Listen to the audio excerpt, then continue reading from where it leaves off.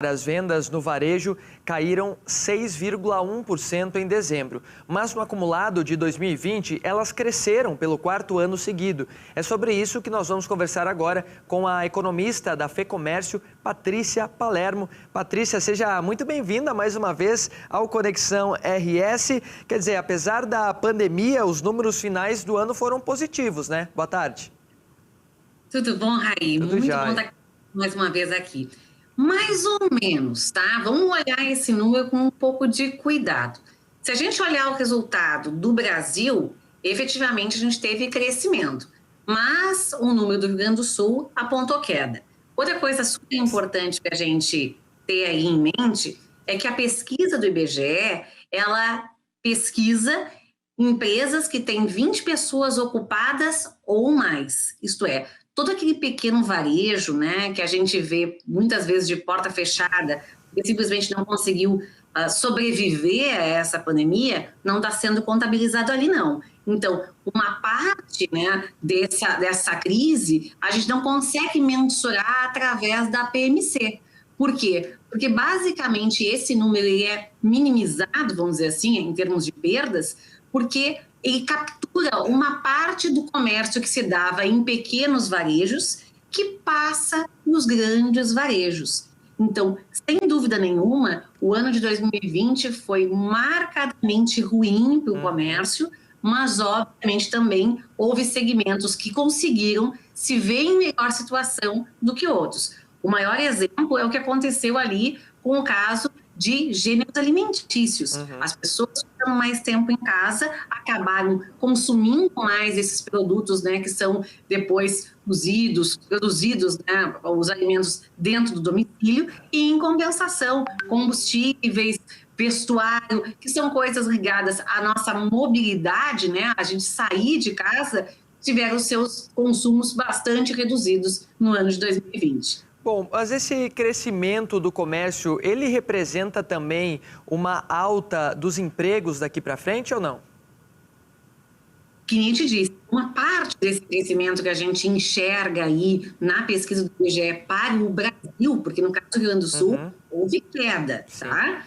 Uma parte desse crescimento, na verdade, ela reflete uma captura amostral. Isto é como se a gente pegasse e visse, né, aquele bolo de empresas que faz parte da amostra aumentar o seu faturamento, mas o comércio como um todo é muito provável que tenha diminuído. Por quê? Porque empresas, em grande parte, que fecharam, que foram as micro e pequenas empresas, elas não fazem parte da amostra.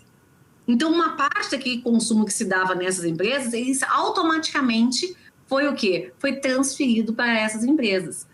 A gente percebeu no ano de 2020 um fenômeno até, vamos dizer assim, né, que foi o caso dos empregos formais no Brasil ter conseguido aumentar diante de uma crise do tamanho que a gente viu. Foram mais de 142 mil empregos gerados no ano de 2020. O problema é que metade desses empregos são aqueles empregos de caráter que tem a característica, né, de ser contrato intermitente. O que a gente sabe? De um lado, esse contrato intermitente, esse trabalho intermitente, na verdade, né, ele dá a segurança da formalidade para os indivíduos.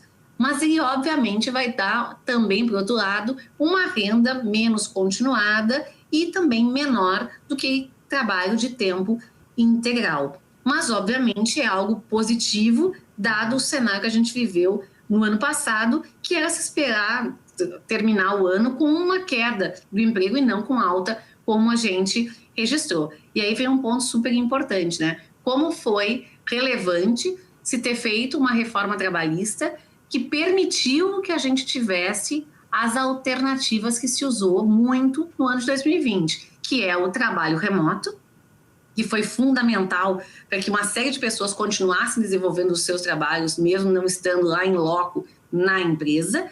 E a segunda questão também super importante, né, que foi aí 50% do emprego gerado no ano de 2020, que foi o trabalho intermitente. Diante dessa incerteza de abre e fecha, foi uma alternativa bastante importante para pessoas em geral, né, que viraram empregados formais nesse período através desse tipo de contrato, e para as empresas também. E, Patrícia, como está a situação do Rio Grande do Sul na comparação com os outros estados? O Rio Grande do Sul tem uma situação um pouco mais complicada. A gente tem que lembrar que ano passado não foi só o meteoro da pandemia que nos atingiu, Raí. A gente também foi atingido aqui pela estiagem. E quando a gente tem num estado, como é o caso do Rio Grande do Sul, né, uma participação relativa da agropecuária, que é praticamente o dobro da média do Brasil, a gente consegue antever aí, né, os impactos que isso gera na nossa economia. E o resultado mais evidente é o que a gente vê no emprego. Enquanto o Brasil conseguiu encerrar o ano gerando postos de trabalho, foram mais de 140 mil postos de trabalho formais que foram gerados em 2020 no Brasil, aqui no Rio Grande do Sul a gente destruiu mais de 20 mil postos de trabalho.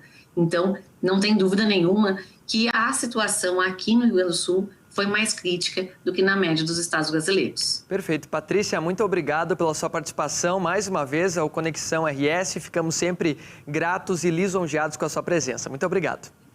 É sempre um prazer participar. Conte sempre com a gente da FEComércio. Tchau, tchau. Tchau.